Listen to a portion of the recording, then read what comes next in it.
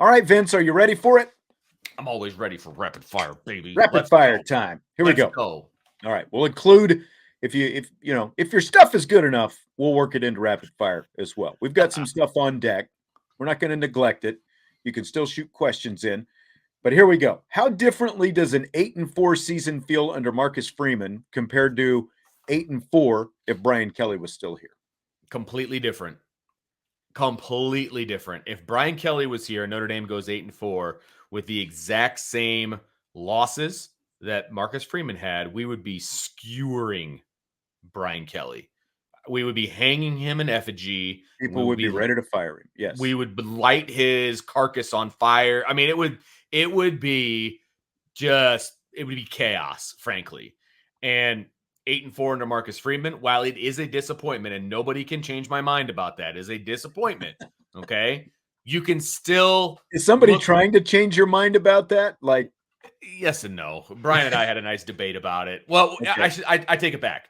We had a debate about whether 9-3 would have been a disappointment if they would have beaten USC. I said it was still disappointing because I said the floor would have been 10-2 going into the season, and they were 9-3.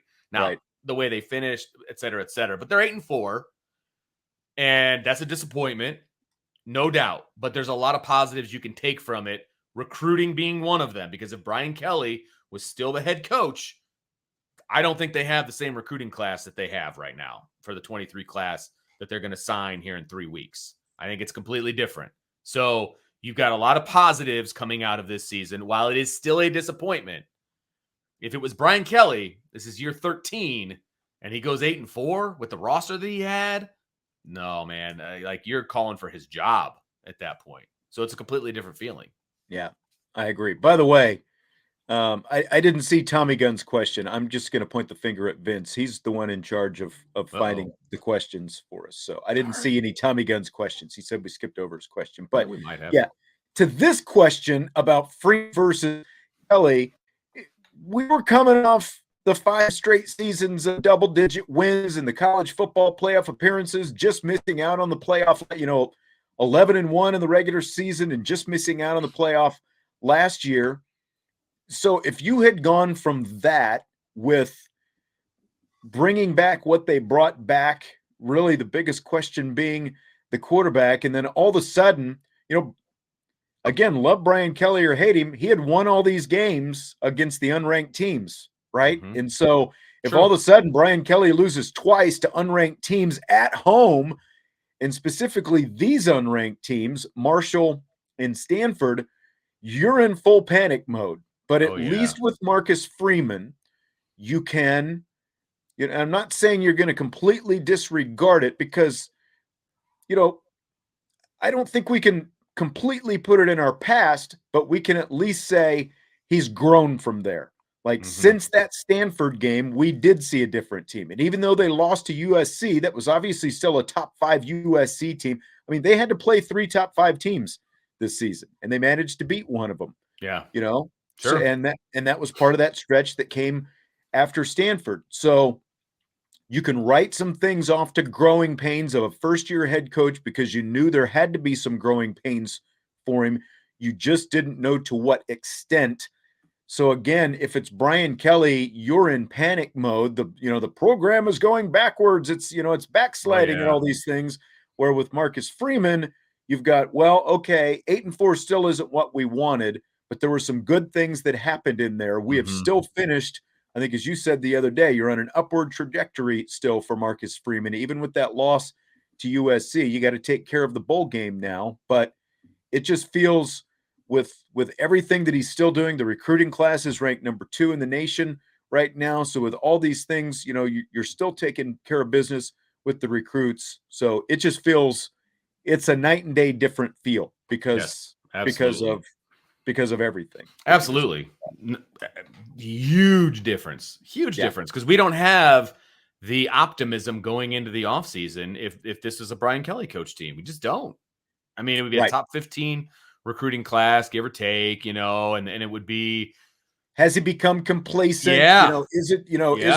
Is Notre Dame about to, is Notre Dame about to backslide? Those kind of things would be what absolutely and justifiably so, by the way. All of those comments would have been justifiable. Yeah. And I Justified. mean, just think about, because there were already people who were disgruntled with Brian Kelly. Right. And again, some of Yeah. it justifiably so. And so those people would have been even more vocal if this had been No an doubt. 8-4 season under Kelly compared to Myself Marcus Freeman. included. I mean, Yeah. I'd have been leading the charge. Yep. You I know, know you would have. yeah. All right. Scale of 1 to 10. Rate the importance of Cam Hart coming back for his 5th year at Notre Dame. I think it's like a 9. I mean, I'm still a big Cam Hart fan. I think he was undervalued by a lot of Notre Dame fans this year because he just wasn't thrown at a whole lot. He just wasn't. And from my understanding, I mean, one of the reasons, he's coming back is number one, he got injured at the end of the season. That's not a way that you want to go out, and especially going into a combine and, all of that different stuff. So I get that part of it. But from what I understand, he's also excited to come back because of the research of the rise of Benjamin Morrison, because he thinks guys are going to try and throw at him more. So he's going to have an opportunity to show them what he's got. I think you're going to have arguably one of the top 1-2 corners in the country next year. I really do. I do too. And I think that there's no value you could put to that. I mean, that's invaluable. I mean, that's something that you absolutely want to have. And I can't remember the last time that Notre Dame really actually had that. So I think it's huge. I do as well. I'd put it at a 9 as well, because you've got your 2 starters back. Basically, you're losing Tariq Bracy, who, as you said, was probably their best guy game in and game out this year. And to think about where Tariq Bracy came from early in his career to where he is, plus, assuming you're getting Clarence Lewis back, you've got 3, and you've still got young studs coming in the program. But to have the high end guys with all the experience with Morrison and Hart both coming back, we're probably going to see some guys who were on the roster this year get to step in, into some other roles. And like the question came up earlier with the nickel, and like, who's going to be the nickel now with Tariq Bracy gone? I mean, that's going to be one of the questions for the offseason. I would have to think that Jaden Mickey probably, is going to have kind of the first crack to show whether he can handle that or not. We saw him there at points this year. So I would think that he'll kind of be at the top of the list, but I think that with the spring, there'll probably be pretty much an open audition there to see what guys can do. Yeah, I think he's a leader in the clubhouse, to be honest with you, if we're talking about nickel. And some people are saying that he's playing out of position there, and that may be, and that's because he was playing outside corner all spring, and then they moved him there in the fall. Mm-hmm. Now he's going to have more of an opportunity to practice there and be there, be the guy, be the man at that spot. And I think he'd be really good there once he gets comfortable in that spot. So, I mean, you're telling me that you're going to have Cam Hart, Benjamin Morrison, and Jaden Mickey as your 3 corners. I'm okay with that. You can roll with that. And then if you've got Xavier Watts and somebody else at safety, whether it's Peyton Bowen as a true freshman, I don't know how I feel about that yet. I need to see the man play against some college competition, but he's looking awfully good against high school kids. Yeah. That's for sure. So you're going to have we're not going to have questions about the secondary going into the fall. It may be like who plays here, who plays there, that kind of thing. Right. But as a whole, as a confidence level thing, the secondary is going to be where it's at. Yeah, I concur.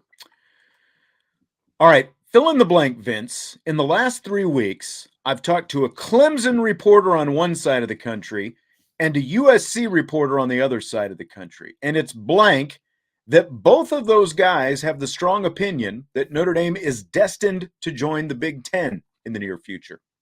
It is obvious that they have no idea how Notre Dame operates because I just do not see that being the case. And you and I have talked about it a bunch. They're on the outside looking in. And I could probably throw a Syracuse guy in there as well when I talk to the Syracuse guy. Everybody is under the impression that Notre Dame is just going to run to the Big Ten. Yeah, you could throw everybody into that that's not a Notre Dame person because they don't understand. They're part of it. They cover a team that's part of a conference, and they don't know what it's like to be an independent. They just don't get it. What do you mean? You got to be part of a conference. I don't know how.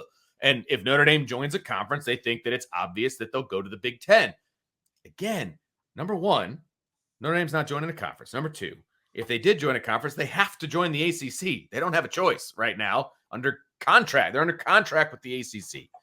Number three, the expansion of the college football playoff pretty much guarantees that Notre Dame is not going to be joining a conference anytime soon, period. Unless they make a rule that you have to be a conference champion to be in the college football playoff, there is no chance Notre Dame is joining a conference anytime soon. Yeah. And as Michael says, they all think that it is the Big Ten because of the $100 million payout. They're all blinded by the money.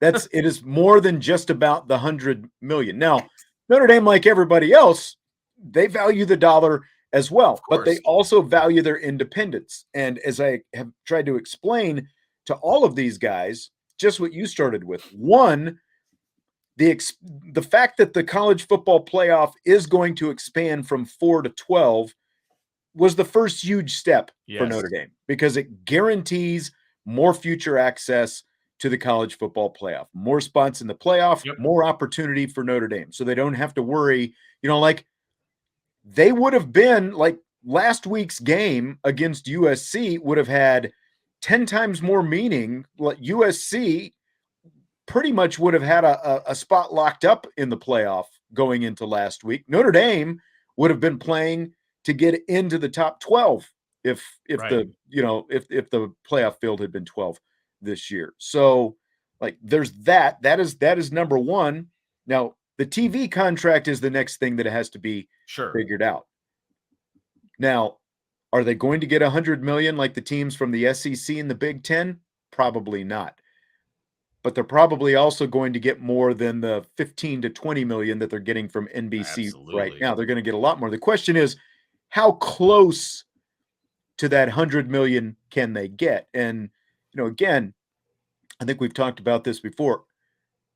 I don't think they necessarily have to be pushing even in that 80 to 90 million dollar range because their athletic department is not as big as the Ohio States and Oklahomas and these other state schools. They're not as dependent on that. That's right. Check Their budget isn't the same as those other schools. But the next question is, do they get the TV contract? And as long as they have a TV contract for the home games that gets them what they consider the right amount of money that makes it worth it for them to stay independent, they're going to stay independent. There's just no question about that. And as you said, they also have this contract with the ACC that they would have to buy their way out of and, switch over all the, the other teams in the, the Olympic sports from the ACC to the Big Ten. So I've really just kind of found it very curious that all these people seem to think that. I will say this, next week, I'm not going to say the name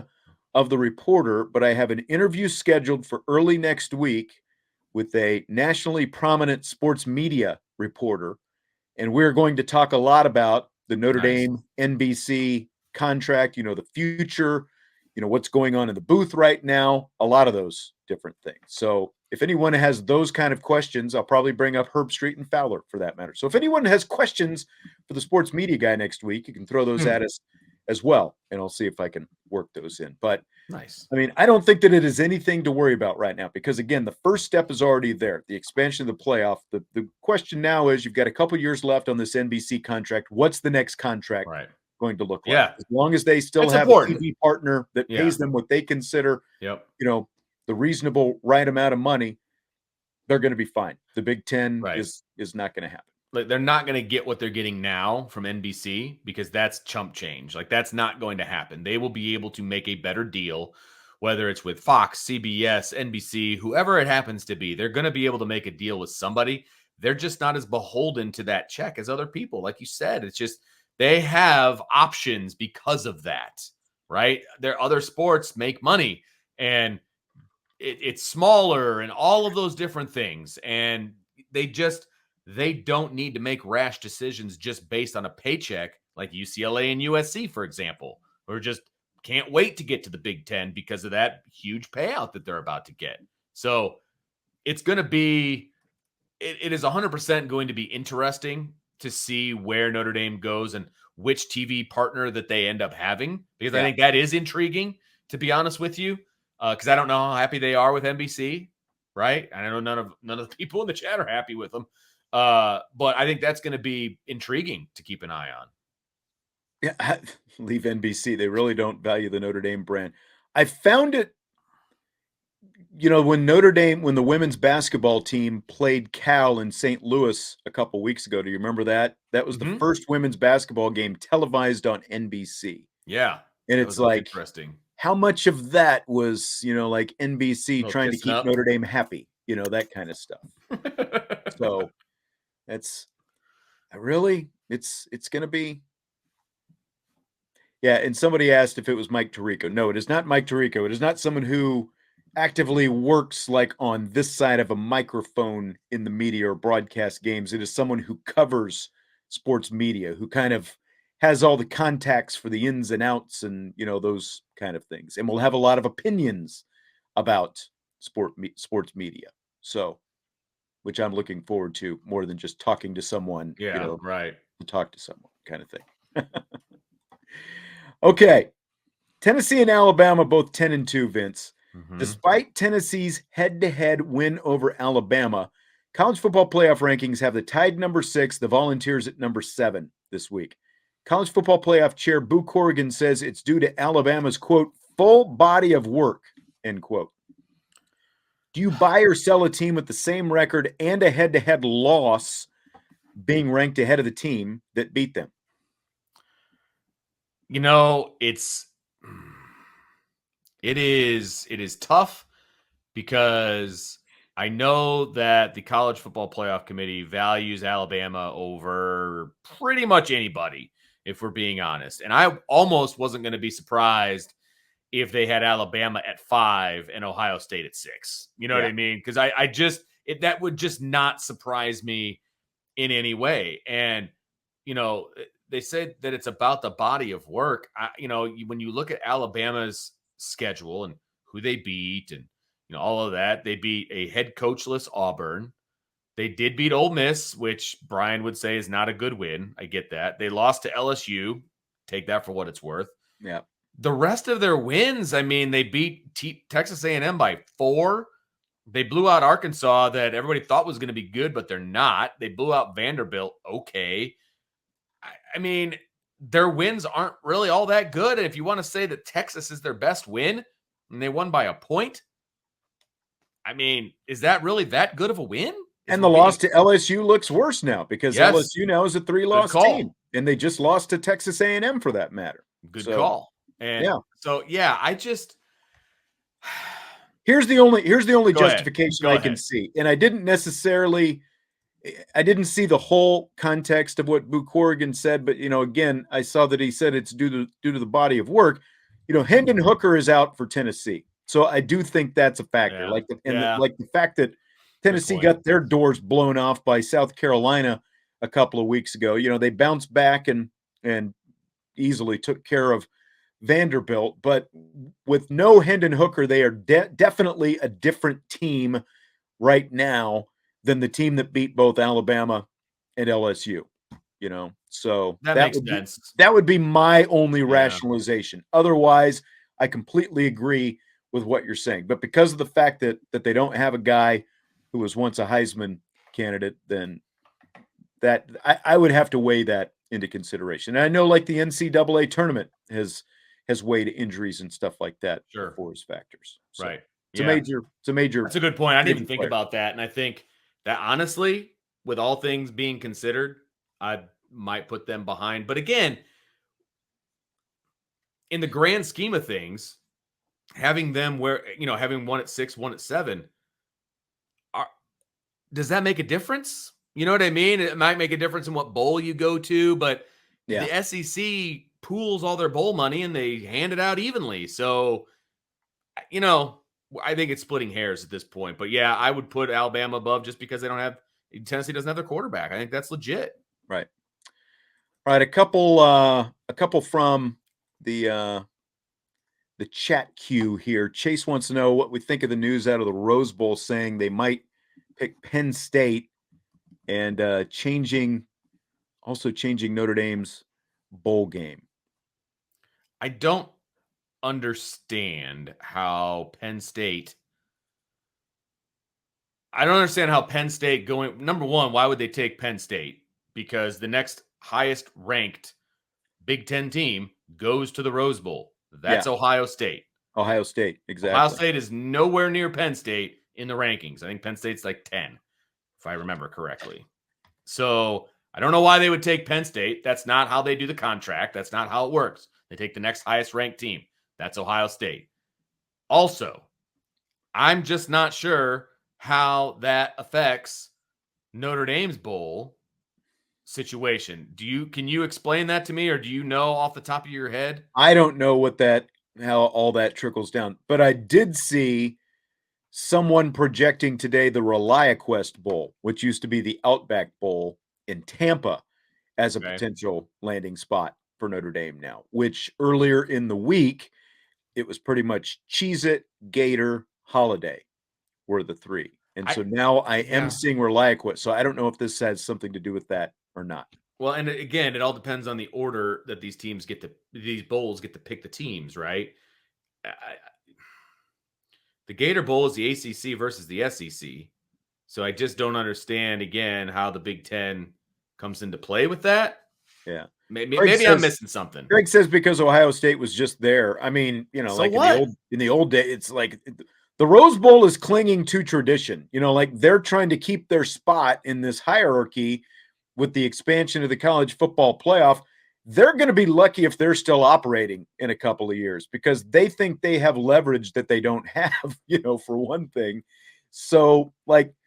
Ohio State was just there. Ohio State brings a lot of people to the Rose Bowl. That's all that matters, and all that matters to them is they get to kick off at 5:00 Eastern time and get their sunset. So they really don't seem to care who's playing in the game from year to year. Right. So they get the parade and they get their sunset. Right. The bottom line is they take the next highest ranked Big Ten team. That's Ohio State. I don't understand what I hate to say it, but it sounds like clickbait to me. Yeah. That's what that sounds like. We got people saying Ohio State won't go because they can't sell all their tickets. I don't know. And Penn State's going to travel better than Ohio State? Is that like? I don't know. I mean, it's obviously been longer since Penn State has been there, but I don't know if that matters or not. All right, Tommy Guns threw the question out. What's your ideal usage for Edwards next year? He says he can see him being the gadget guy, something like Curtis Samuel, Braxton Miller role after he switched from quarterback. Sure. I mean, right now the gadget guy should be Chris Tyree. So yeah. Dylan Edwards can be the backup to Chris Tyree. There you go. That's how I see them using Edwards as a Chris Tyree type. But you've got Chris Tyree still, and I think he's better than Edwards. And so I'm still using Chris Tyree. Yeah, it's frustrating just seeing these athletes not being utilized already, especially when they're upperclassmen who are not being utilized to their full potential. You can throw Braden Lindsey in there as well. And, we were pounding the table for Chris Tyree, and then we finally saw Chris Tyree, and lo and behold, he has a great, day against Cal and kind of great couple of games, and then all of a sudden he sort of falls into the background once again. I mean, Chris Tyree is a great athlete, just waiting to be used. So that's who I would go with first. But I could see that down the road for a guy like Edwards as well. Yeah. Craig with a super chat. Thank you, Craig. Any idea who we're playing in the bowl game and where we might play in the bowl game? Well, I guess we just kind of touched on that. We did. South Carolina is a name that comes up over and over again. South Carolina, or take your pick of other SEC schools. Ole Miss, Mississippi State, they've all kind of been floated out there. I think that's accurate. I still think Notre Dame's going to go to the Gator Bowl because the way I understand it is the Cheez-It Bowl has first pick. They're going to pick Florida State. And the Gator Bowl has second pick. They're going to pick Notre Dame.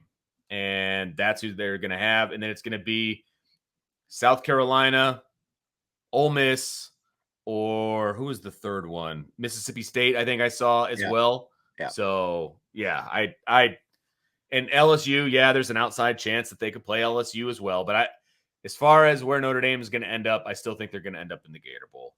Yeah. That's what I think as of right now, because they're there's not like as much wiggle room in any of this bowl Yeah. selection as there used to be because there are all these tie-ins. The only real wiggle room is Notre Dame gets a spot, with one of the ACC's bowl games and all that kind of stuff. Yes. And somebody asked if they have a chance of playing Oregon. The only chance they have of playing Oregon is if they go to the Holiday Bowl in San Diego, because that is an ACC versus Pac-12 game. Correct. So if I'm being honest, I don't know where the Holiday Bowl lands as far as order for the Pac-12, but that would be I think the only opportunity that they have to play a Pac-12 team off the top of my head. I am not an expert at the bowl tie-ins. Yeah, like who goes where if this happens and that kind of stuff. Right. Yeah, there's it's a domino effect. I mean, there's no doubt about it. It's absolutely a domino effect. So we'll see what happens. Right. Mike wants to know which position group will make the biggest jump in 2023. Hopefully, it's quarterback. that and wide receiver. Yeah. So I think quarterback will affect wide receiver, but and the problem is, as of right now, there are potentially a lot of new faces that we don't even know who they're going to be yet. So it's hard to actually make that prediction. Like, are they going to take a grad transfer quarterback? Are they going to take a grad transfer wide receiver or two? And how are some of these other guys? I mean, those are the two that really need to get better. The question is, will they? Right. Absolutely. If it's which one do I want to get better? It's the quarterback position. Milton asks the $1 million question. Why do you guys suspect Tommy Rees doesn't do more 21 personnel? Seems like a no-brainer considering all you, buddy. The success rate. I wish I knew. Now, we did see more of it the last couple of weeks, but they didn't always do successful things at it. Like we saw, whether it was 21 or 31, we saw the pass plays a couple of weeks ago, against Boston College that were huge. I have no idea why they don't do more because, as I have said over and over and over again this season, like we were just talking about, the wide receiver position is a position that needs to get better. The quarterback needed the kind of pass plays that were just easy little layups that he could hit whenever he needed to. The screen passes up and down at times, but like when he was throwing to running backs down the seam a little bit, whether they were short or intermediate, whatever they happen to be, some wheel routes and stuff like that, he was able to hit those pretty easily. And because the running back position was so much stronger overall than the wide receiver position, to me, it was inconceivable that we didn't see more of it throughout the season as more of a staple, even like 30% of the time, as opposed to probably 10% of the time that we probably saw them, because all three of those guys can catch the ball. All three of those guys have nice hands and they play off each other. So and that's like against USC. Yeah, they threw the running backs the ball a little bit more, but I always felt like they were more productive when they had multiple backs on the field, like when they, do a little fake to one and then, here to the other side. Now we'll throw it to this guy or we'll hand it to this guy going the other way, using the running backs to both manipulate the box and to counter each other. Why they didn't do more, I have no idea, because to me, the running back position was far and away the best position group on the field for the offense.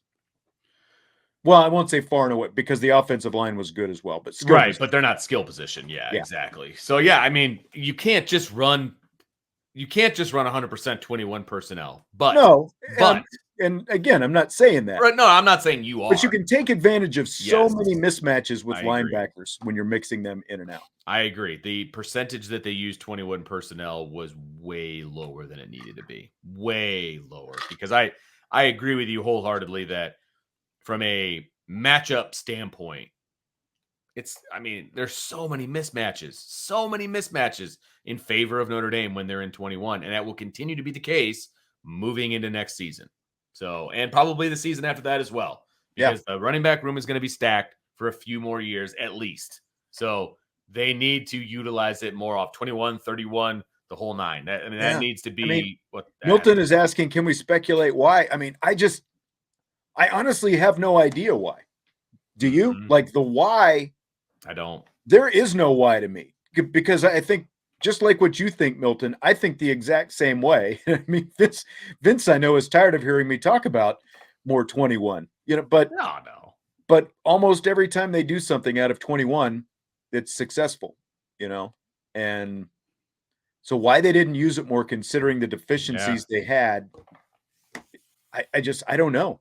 It makes no sense to me. Yep. The only thing I could see is, I think Diggs was a little bit dinged up from time to time. Maybe that affected, their preparation. Did they want to risk having two backs on the field at the, because that was the kind of stuff that we heard with Brian Kelly, is like, because we had seen some two back stuff over the years, but because of just, again, like either mostly minor injuries at the running back positions, I think they didn't want to risk having those guys on the field at the same time and risk another guy getting hurt so that you're down numbers. I guess, yeah. But Tommy Rees himself has said, when you've got Chris Tyree on the field with one of those other two guys, the options are virtually limitless. That's all I'm saying. Yeah. And again, that's how you get Chris Tyree more involved in the offense next year or in the bowl game or whatever, is just have him out there with another running back, because you can move him all over the place. And just, and again, like that run on 3rd and 2 on the very first series that Diggs had, in my world, that would have been Chris Tyree running the football. That was one of the few times that 21 was not successful. So I don't know. We Are Not Marshall wants to know what the offseason looks like, covering men's basketball, lacrosse. I mean, I'm doing play-by-play for women, so I've got a lot of that going on. Throwing in some coverage of the men from time to time. You're going to the Michigan State game tonight, right? I am. As soon as we're done here, I'm gonna eat a little dinner and make my way over to campus and head to the game. I'm gonna go to 5 or 6 games this season. Kind of looked at the calendar and figured out which games I could go to, and I'm gonna try to go and have a little bit more firsthand knowledge of the men's team. That way, you and I can talk more intelligently about it, and I try to make it to a few women's games as well. My daughters really want to go see the women play, which is awesome. So we're going to go do that. And, that's pretty much the off season. It's going to be basketball, and then high school sports as well for me. So that's my off season. And then you get into the spring. And of course, we're going to follow the baseball team, because Sean and I are huge baseball nuts, and want to see what it's like with a brand new head coach and everything that's going to be happening in Notre Dame baseball. I mean, that's exciting all by itself. So yeah, we're definitely going to baseball. And then of course, spring football. Hello. By the way, I saw that. Did you see that baseball just released their schedule today? No, I didn't. Florida State coming to the EC. No way. In April, I believe. Of course. Well, I shouldn't say no way. They're in the same conference. So of course that makes sense. But that'll be a well-attended game, I would imagine. Yes. Yeah. Oh, so now We Are Not Marshall wants an MLB podcast. Wow. Once a week. I tell you what, we might make some people upset if we did that, Seriously. because we'll start having them jeering us with calls of fencing. Remember that? I do. We'll try to work some baseball in, of course, when we can, but this is still predominantly going to be a Notre Dame football podcast, but we're going to work as many other sports in as we can. We're only in week 1 since the season has ended, and we still have a bowl selection coming up. So we still got a lot of football to talk right now. So absolutely. And we're going to have an extra rapid fire show eventually. Like, we're going to be doing some extra stuff starting this week. Yeah. Now that we don't have a pregame show and a postgame show and a pond further review and all those. So Sean and I decided we're going to do a couple extra rapid fires. We're going to have some fun with it. And, because that's our favorite part of the show. Hello. Yeah, absolutely. Of course. Yeah. There you go. See, Tommy says an MLB podcast will revolve around Chicago and whoever Sean likes, just like when him and Jesse talk NFL, it's always Cowboys. Well, I mean, we can, we slip some other NFL stuff in. We try to. Yeah, You're probably right. There's probably more Cowboys than any others. My MLB team, I am Royals, but I am also Red Sox and Cubs. So the Red Sox thing started like growing up in the 70s, like when the Royals were good the first time with George Brett, Frank White, all those guys. They would always lose to the Yankees in the playoffs. And so that's where I started my hatred for the Yankees. And so, Makes of course, sense. the Red Sox being, the Yankees' rival, it was easy to kind of get on board with that. But I also always watched, like even in the lean, I watched on WGN, I would watch Harry Carey and Steve Stone and, those games all the time before it went to, the current where like you have to pay for everything to watch it. So grew up watching that. So those are kind of the three that I'm in on the most. Now, I have a bone to pick with Irish Chi-Town because everybody's kind of putting their favorite teams up, and that's awesome. You can't be a fan of both the Cubs and the White Sox. Can't do it. Yeah, that's like a big Chicago foul, isn't it? No, you can't be a fan of both. I would never. In 2005, when the White Sox were in the World Series and they ended up winning the whole thing, people were like, "Oh, I'm rooting for the White Sox. I just want a team from Chicago to win." What? No. It's like when John Cusack would get booed out of the South Side because he was like a Cubs fan already. I mean, they didn't want him around. Own it. It's okay. Yeah. Vince Vaughn ain't going to no Chicago White Sox games. You know what I mean? Like, own the fact that you are a Cubs fan. And yes, it was lean in the 2000s. I get it, right? But own it, man. Own it and hate the White Sox. That's what you need to do. You got to do it. I know. All right. Well, that is going to do it for tonight. Great mailbag show tonight. A lot of people on board listening, watching. I'm not sure there's going to be a show tomorrow because I do have that Notre Dame Maryland women's basketball game. Do you have some insight? We will have a show. I did talk to Brian today, and we are planning on he and I doing the show together. It's going to be the Vince and Brian show, but there's a chance that show could be altered. So stay tuned. Oh, so interesting. That's an altered show. Yeah, I'll leave it at that. If you're a fan of the message board, there may be information on there tomorrow. So there you go. And again, we will have that standalone rapid fire on Friday at some point. Yes. As well. So yes, sir. Got that. Should be fun. Thanks, Derek. Now get back to marriage counseling, if you will. All right. Hit the like button if you would on your way out tonight. If you haven't already, always appreciate it. Always appreciate you stopping in and listening. So Vince and Brian tomorrow, the rapid fire show with Vince and Jesse and I on Friday, a call-in show. Ooh, that would be interesting. I don't know how we would make that work. But number one, it would be very difficult technology-wise. But number two, you guys are nuts, all right? And bringing you on, you never know what you're going to get. So I'm obviously playing with everybody. But the chances of us bringing on somebody that drops a swear word or just says something that we just can't have is way too high. I know Brian will never go for that. Yep, exactly. All right, we will talk to you later. Appreciate it. IB Nation Sports Talk.